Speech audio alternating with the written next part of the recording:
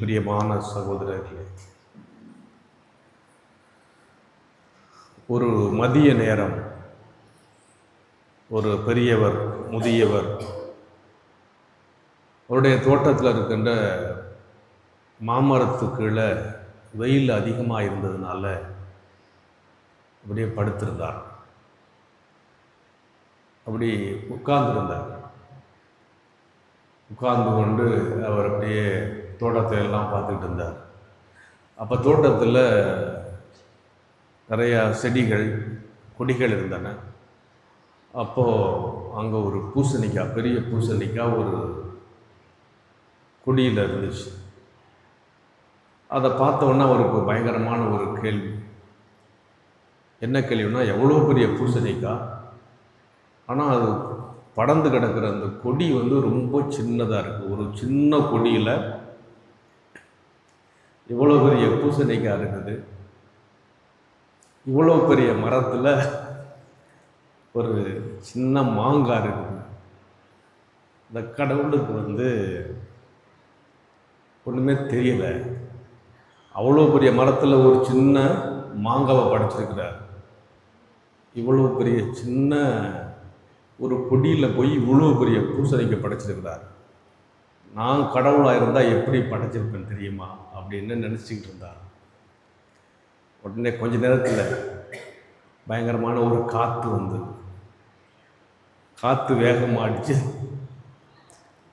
காற்று அடித்தோடனே அந்த அடித்த காற்றுல மாங்காய் வரும் தலையில் விழுந்து மண்டை அடி. அப்போ தான் சொன்னான், வழி தாங்க முடியாமல் சொன்னாரா, நல்ல வேலை, ஒரு வேளை கடவுள் பூசணிக்காய் மாதிரி மாங்காய் வச்சுருந்தா, அதனால் கடவுளுக்கு எல்லாம் தெரியும்னு சொல்லிட்டு கடவுளுக்கு நன்றி சொல்லி, கடவுளை நாம் அந்த மாதிரி சொல்லக்கூடாது, நமக்கு தெரிஞ்சது அவ்வளோதான், கடவுள் படைத்த அந்த படைப்பு எல்லாவற்றையும் நாம் நன்றியோடு பார்க்கணும், கடவுளுக்கு எல்லாம் தெரியும் என்று அந்த பெரியவர் சொன்னாராம். கடவுளுக்கு நாம் பிரமாணிக்கமாக இருப்பது அல்லது கடவுளை குறித்து நாம் கொண்டிருக்கின்ற அந்த பெருமிதம், கடவுள் எல்லாவற்றையும் அறிவார். அதைத்தான் இன்றைய நற்செய்தி வழியாக நாம் பார்க்கிறோம். என்று நாம் விழா கொண்டாடுகின்ற இந்த பர்த்திமை அப்படிங்கிற வார்த்தை, பர்த்தலமேயு அப்படின்னா அரமேயத்தில் இவர் கலிலேயாவில் இருக்கின்ற கானாவூர் திருமணம் இருக்கு இல்லையா, அந்த கானாவூர் திருமணம் நடந்த அந்த ஊரில் தான் இவர் பிறந்தார். அதனால் பர்த்தலமேயு அப்படின்னா, தலைமை அப்படின்னா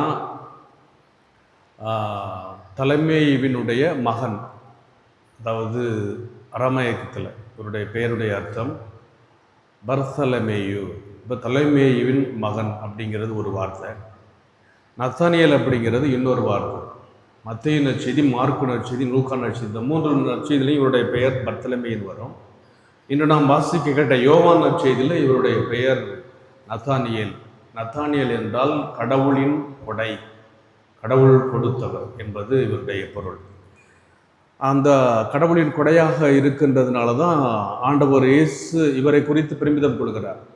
பிலிப்பு என்ன சொல்கிறாரு, ஆண்டவர், நான் இந்த மாதிரி பைபிளில் சொன்னப்பட்ட இறைவாக்கினர்களெல்லாம் சொன்னப்பட்டவரை நாங்கள் கண்டோம், இறைவாக்கினர்களும் திருச்செற்றுள் மோசையும் குறிப்பிட்டவரை நாங்கள் கண்டோம், நாசரேத்தை சேர்ந்த யோசேப்பின் மகன் சொன்ன உடனே இவர் டக்குன்னு என்ன சொல்கிறாரு, நாசரேத்திலேருந்து நல்லது எதுவும் வரக்கூடுமோ மனதில் சொல்லிட்டார்.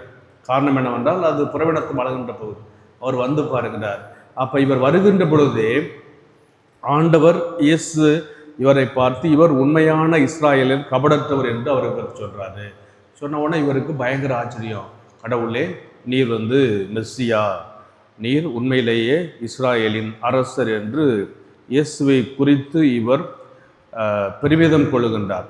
காரணம் என்னவென்றால், உண்மையான ஆண்டவர் இயேசு இவரை பற்றி சொன்னதுனால இவர், எனவே இயேசு இவருடைய அந்த விசுவாசத்தை குறித்து பெருமிதம் கொள்கிறார்.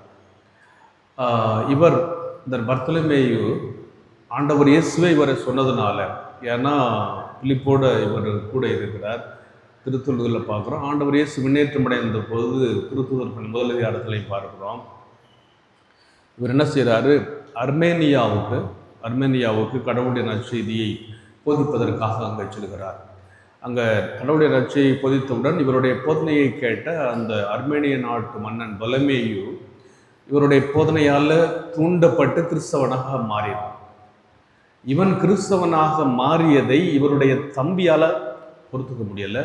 அவருடைய தம்பி அஸ்திஜாஜஸ், அப்போது அவங்க தம்பி என்ன செய்கிறான், இவரை பிடித்து தோல் உரித்து தலைகீழாக சிலுவையிலே அறைந்து கொன்றான். கிறிஸ்துவுக்காக தன்னுடைய உயிரை கொண்டவர். அதனால தான் ரோமிலே வத்திக்கானில் இருக்கின்ற சிஸ்டைன் சேப்பல் ஆலயத்தில் இவருடைய மைக்கேல் ஆஞ்சலோ அந்த தோல் உயிர்த்த தோலை இவர் கையில் வைத்திருப்பது போன்ற அந்த காட்சியை வைத்திருக்கிறார். அந்த அளவுக்கு இவர் கடவுள் மீது, கடவுளுக்காக, ஆண்டவருக்காக தன்னுடைய உயிரை கொடுத்தார். இவரை பற்றி இன்னொருடைய தொன்மம் இருக்கிறது. 4ஆம் நூற்றாண்டிலே பைபிளை கிரேக்கத்திலிருந்து மொழிபெயர்த்த ஜெரோம் என்ன சொல்லுகிறார் என்றால், இவர் கொங்கன் கடற்கரைக்கு இந்தியாவுக்கு வந்ததாகவும் அங்கு நற்செய்தியை போதித்ததாகவும், அதன் பிறகு மும்பை அந்த கடற்கரையில் இருந்து கடவுளுடைய வார்த்தையை போதித்துவிட்டு பிறகு இவர் ஆர்மேனியாவுக்கு சென்று அங்கு மறை சாட்சியாக இயேசுவினுடைய சிறாக உயிர் நீத்தார் என்றும் சொல்லுகின்றார்கள்.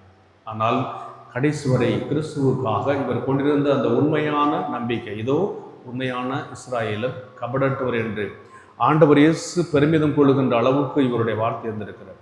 ஏன்னா இயேசு இவருடைய பழைய வாழ்க்கையும் இருந்திருக்கிறார். இதோ உண்மையான இஸ்ராயேலர், இவருடைய பழைய வாழ்க்கை.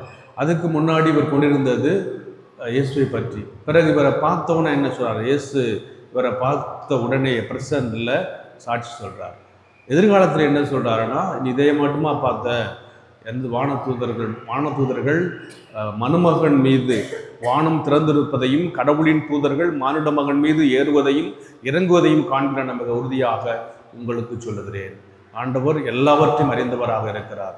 கடந்த காலத்தையும் அறிந்தவராக இருக்கிறார், நிகழ்காலத்தையும் அறிந்தவராக இருக்கிறார், எதிர்காலத்தையும் அறிந்தவராக இருக்கிறார். எனவே அந்த கடவுள் மீது இவர் உண்மையான நம்பிக்கை கொண்டு கிறிஸ்துவுக்காக தன்னுடைய உயிரை கொடுத்ததனால்தான் கிறிஸ்துவால் மிகவும் நேசிக்கப்பட்டவராக இவர் எப்போதுமே பிலிப்போடு கூட இருப்பார். பிலிப்பு செல்லுகின்ற இடமெல்லாம் இவர் செல்லுவார். அதனால தான் கடைசியாக ஆண்டவர் இயேசு விண்ணேற்றம் அடைந்த பொழுது ஆண்டவருடைய அந்த நிகழ்வுக்கு அப்புறம் இவரை பற்றிய இந்த செய்தியானது சொல்லப்படுகிறது. எனவே இவருடைய விழாவை நினைவு கூறுகின்ற இந்த நேரத்தில் நாம் கபடற்றவர்களாக உண்மையான நம்பிக்கை கொண்டு கிறிஸ்துவின் மீது நாம் வாழுகின்ற போது ஆண்டவர் இயேசு நம்மை பார்த்து சொல்லுவார், இதோ உண்மையான என்னுடைய பிள்ளைகள், இவர்கள் கபடற்றவர்கள் என்று சொல்லி நம்மை ஆஸ்வதிப்பார். எனவே அத்தகைய ஒரு நம்பிக்கை கொண்டு நாம் வாழ வரம் கேட்டு ஜெபிப்போம்.